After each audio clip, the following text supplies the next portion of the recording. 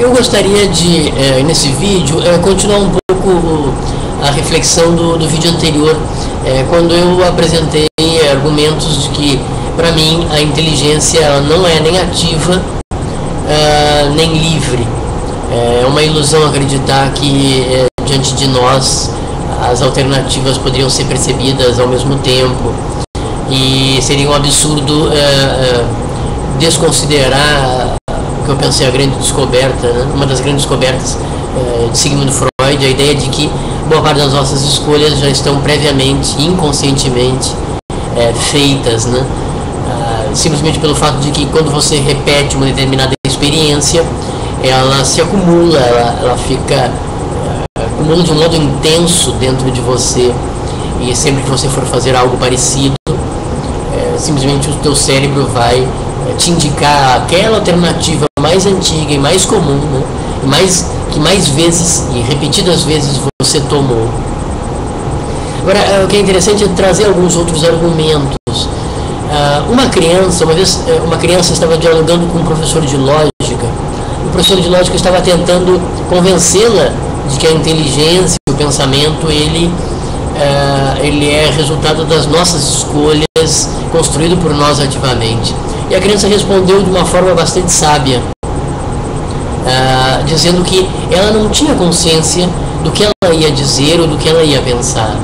Ela só tinha consciência dos seus pensamentos e do que ela iria dizer na medida em que ela então pensasse, no momento em que ela pensasse, no momento em que ela estivesse falando. Isso é interessante porque parece algo tão óbvio, mas nós só temos, se nós pararmos para pensar, eu acho que a criança, o mundo é novo para ela, mas ela tem uma vantagem sobre nós, ela não tem preconceitos. Ela não aprendeu a ver o mundo segundo a ótica das outras pessoas, segundo a maneira como as outras pessoas querem que a gente veja o mundo. Talvez na criança esteja claro ali como as coisas realmente são, sem nenhuma interferência de outros juízos ou preconceitos, né? E se a gente for parar para pensar, quando eu estou proferindo essa frase que eu estou falando para vocês, eu não tenho nenhuma consciência de todas as palavras que eu vou pronunciar, sequer de nenhuma palavra que eu vou pronunciar. Eu tenho uma ideia geral de que eu estou aqui nesse vídeo falando sobre inteligência, tentando argumentar que a inteligência não é, ou pelo menos não me parece, livre e nem ativa. Você tem uma noção geral, então, do que você vai dizer, mas você não tem consciência de como as palavras vão sair uma atrás da outra. Então, o que essa criança mostrou, e que a maioria dos filósofos estão surdos a esse ponto de vista, é de que nós não temos domínio nenhum sobre os pensamentos que surgem em nós. Dentro de nós parece haver a lei do pensamento mais forte, mais intenso, e este é que predomina sobre os outros. Quando a gente fica bravo com alguém, e às vezes até isso acontece, infelizmente, pessoas com quem a gente gosta, e a gente pensa, puxa, queria que você não existisse, né? Ou pensa em coisas piores. Na verdade, esse pensamento, ele aflorou. Muitas vezes você se choca por ter pensado e ter dito isso, né? Mas ele aflorou porque era um pensamento mais intenso. Você tinha uma sensação de que aquela pessoa estava lhe incomodando, e você reagiu dizendo coisas que, bom, depois você arrepende de ter dito. Para outras pessoas, não só esse é um pensamento mais forte, mas muitas vezes esse pensamento se transforma em ações, né, fortes. Mas para a maioria das pessoas não, é só um pensamento mais forte, que se exterioriza pela palavra, mas nunca se exterioriza fisicamente muito além disso, né? Por exemplo, com agressão física, você agredir o outro fisicamente. Por fim, eu gostaria de lembrar, quando eu era criança, que uma empresa, a Shell, me chamou e me marcou muito a atenção. Eles distribuíam um caderninho, um pequeno caderno, cujo título era O Shell Responde, eram dicas para as pessoas que tinham automóvel, para cuidar dos automóveis, cuidar do motor, especialmente o motor, né? Mas podia ser pneus, ou geometria, balanceamento dos pneus, enfim. E eram dicas. Eu pegava esses cadernos e os colecionava, e A Shell sempre foi uma marca que me marcou muito. Até hoje, se eu passar por um posto, hoje que eu já tenho carro, passar por um posto de combustível, eu vou preferir a Shell. Marcou muito na minha mente aquela imagem. Até porque havia esse prêmio, né, de você ganhar um livro, um folheto. Isso me envolveu quando criança emocionalmente. E se enraizou muito mais na minha mente a imagem, a marca da Shell, do que as outras. Embora você poderia pensar, por exemplo, Ipiranga era uma empresa gaúcha. Isso também era importante. Ser gaúcho é algo que emociona a quem nasce nessa terra, né? Depois agora ela foi vendida para São Paulo, então não deixou de... Ela deixou, me parece, de ser uma preferência minha. Ela parece ser quase igual às outras marcas.